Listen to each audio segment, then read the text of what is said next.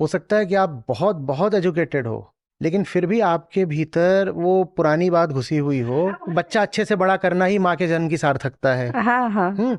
पति को आगे चल करके जिंदगी बनानी है, करना है, वो प्रोवाइडर है, मैं पीछे से उसको सहारा दूंगी, ये दिमाग से निकालने के लिए साइंस की एजुकेशन भी पर्याप्त नहीं है। ना इतिहास की एजुकेशन, ना दुनिया में जो कुछ चल रहा है वो जानना, कुछ भी जानना पर्याप्त नहीं है। वो जो भीतरी आज़ादी है पूरी तरह से अध्यात्म से ही आती है। अध्यात्म नहीं है तो देह भाव नहीं छूटेगा, अतीत से मुक्ति नहीं मिल पाएगी। फ्रीडम फ्रॉम द पास्ट तो स्पिरिचुअलिटी ही हाँ, देती है। बहुत जरूरी है। वो जो फाइनेंशियल फ्रीडम होती है उसमें आप होते ही नहीं हो फ्री, क्योंकि एक तरफ आप सोचते हो कि पति का पैसा मेरा पैसा है और मेरा पैसा पति का पैसा, और दूसरी ओर फिर एलिमनी जैसे मामले भी आते हैं जहां आपको लगता है कि उधर जितना है उसमें से कम आधा तो मैं अपने लिए रख लूं। ये किसी ग्रोन अप की निशानी नहीं है ना।